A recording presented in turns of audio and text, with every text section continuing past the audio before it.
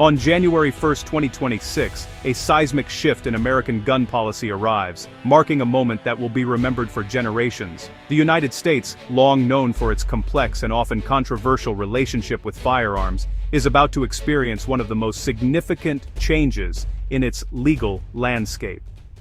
This new law brings an end to a nearly century-old system that has shaped the way Americans buy, own, and use certain firearms and accessories. The One Big, Beautiful Bill Act, signed by President Trump on July 4, 2025, eliminates the $200 federal tax on firearms and accessories regulated under the National Firearms Act, most notably suppressors, short-barreled rifles, and shotguns. This tax, first imposed in 1934, was originally intended to restrict access to these items by making them prohibitively expensive for the average citizen. Gun rights advocates hail this as a historic victory, removing a major financial barrier for millions of gun owners and hunters.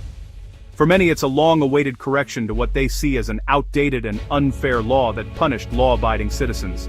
The change is immediate and sweeping, affecting gun owners across the country.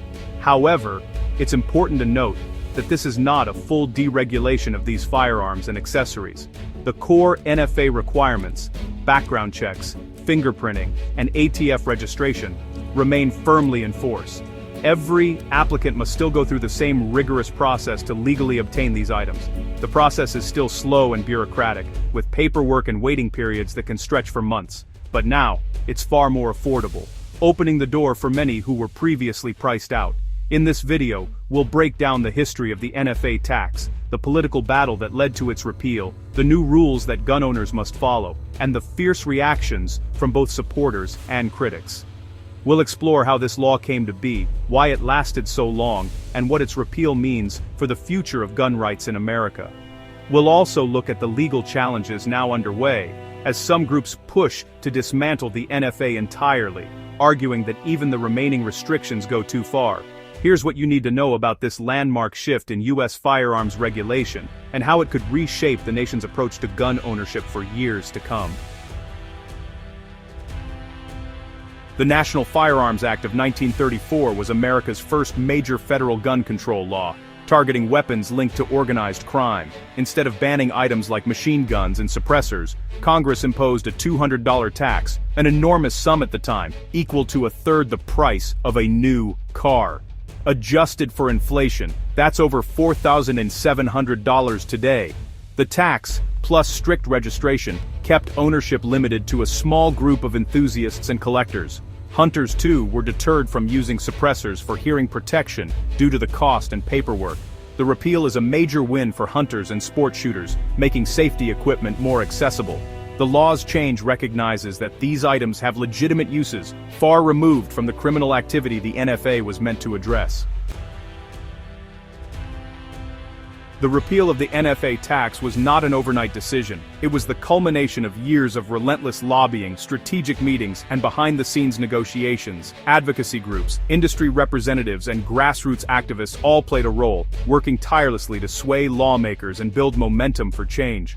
The political fight reached a fever pitch in 2025, as Congress became the battleground for one of the most contentious debates in recent memory. With Republicans holding a majority in both chambers, they seized the opportunity to introduce legislation aimed at eliminating the suppressor tax entirely, framing it as a matter of constitutional rights and personal freedom. Hardline conservatives within the party pushed even further, demanding full deregulation of all NFA items, arguing that anything less would be a betrayal of their base and the Second Amendment. However, the Senate parliamentarian intervened, clarifying that only tax-related provisions could be included in the budget reconciliation bill, effectively blocking broader policy changes and forcing lawmakers to scale back their ambitions. After intense negotiations and late-night sessions, a compromise was reached. The $200 tax would be repealed for all NFA items except machine guns, a move seen as a partial but significant victory for gun rights advocates. The bill's passage was anything but certain, with razor-thin margins in both the House and Senate reflecting the deep divisions on the issue. Ultimately, it narrowly passed both chambers. On July 4, 2025, President Trump signed the bill into law during a high-profile ceremony, marking a historic moment for gun owners and advocates across the country.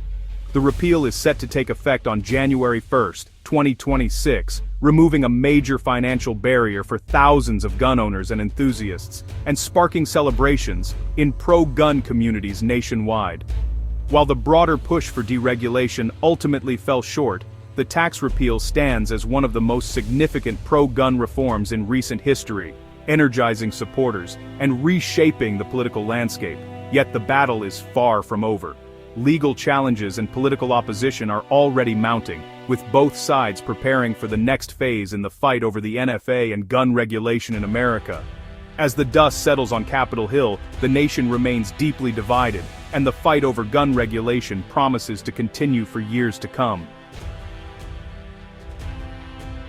The $200 tax is gone, but the NFA's strict process remains. Starting January 1, 2026, buyers of suppressors, short-barreled rifles and similar items no longer pay the federal tax. However, all purchases still require ATF Form 4, fingerprints, photos, and an enhanced background check.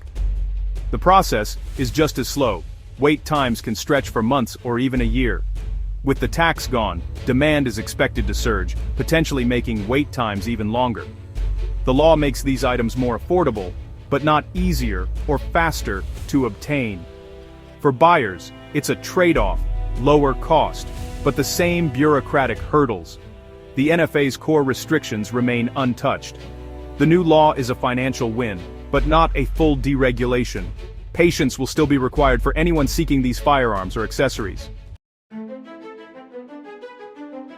The tax repeal has ignited fierce debate. Gun rights groups celebrate it as a restoration of Second Amendment freedoms and a long overdue end to an unconstitutional tax. They argue suppressors are essential safety equipment, not tools for crime. Gun control advocates, meanwhile, warn that making suppressors and short-barreled firearms more accessible threatens public safety. They fear quieter gunfire will make it harder to respond to shootings and that more concealable weapons will circulate.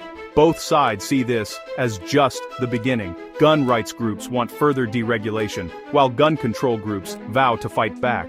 The battle lines are drawn for the next phase of America's gun debate. With the tax gone, gun rights groups are launching lawsuits to challenge the NFA's entire registration system. Their argument: without the tax, the federal government has no constitutional basis to maintain a registry of suppressors and short-barreled firearms. Major organizations and industry players have filed lawsuits aiming to strike down the NFA's registration and background check requirements. Multiple cases are moving through the courts, increasing the odds of a Supreme Court showdown. The ultimate goal: complete federal deregulation of suppressors, short-barreled rifles and shotguns. Gun rights advocates warn that keeping the registry, even without the tax, sets a dangerous precedent for future restrictions. The legal battle is just beginning, with the future of the NFA hanging in the balance. The outcome could reshape federal gun laws for decades. The repeal of the $200 NFA tax will cost the federal government an estimated $1.7 billion over the next decade. For individual gun owners, the savings are immediate and significant. Collectors, once deterred by thousands in tax stamps, can now expand their collections without the extra cost. The change is expected to boost demand for suppressors and short-barreled rifles, spurring industry growth and innovation. Hunters benefit too, as suppressors become more affordable for hearing protection. The tax repeal democratizes access, moving these items from a niche market to a mainstream option. Manufacturers anticipate a surge in sales and new product development. The financial impact is a win for consumers and the firearms industry alike. The landscape for collectors and everyday shooters has fundamentally changed. The recent repeal of the federal tax on suppressors and short-barreled firearms marks a significant shift in national gun policy, but it's important to remember that this change does not override existing state laws. In states like California, Illinois, and New York, strict regulations remain firmly in place, meaning suppressors and short-barreled firearms are still illegal, regardless of federal action. These states have some of the toughest gun laws in the country, and local authorities continue to enforce their own bans and restrictions. In contrast, 41 states now allow easier access to these items, with many gun owners and dealers seeing the repeal as a major victory. However, even in these states, local regulations and background checks still apply, and buyers must remain aware of their responsibilities under the law. the legal battle over the National Firearms Act is far from over. Across the country, lawsuits are being filed that challenge not just the tax, but the entire federal registration process for these firearms. Legal experts predict that these cases could set new precedents for gun rights and federal authority. Any sweeping change to the NFA will likely take years to unfold, with the most significant cases expected to reach the Supreme Court. The outcome could reshape the landscape of American gun laws for generations. Meanwhile, manufacturers and the ATF are preparing for a surge in demand. Gun makers are ramping up production, while federal agencies brace for a flood of new applications and the logistical challenges that come with it, as more people seek to purchase these newly accessible items. Wait times for approval and processing may grow even longer, leading to frustration among buyers and additional strain on government resources. Gun rights advocates are energized by the tax repeal, viewing it as a crucial step toward rolling back even more federal regulations and expanding Second Amendment protections. On the other side, gun control groups are mobilizing at the state and local levels, launching campaigns and lobbying efforts to counteract federal changes and push for stricter regulations where possible. The future of the NFA and the broader landscape of American gun laws remains highly uncertain, with both sides preparing for a long and contentious battle. As the nation watches and debates, one thing is clear: the next chapter in America's ongoing struggle over gun rights and regulation is only just beginning.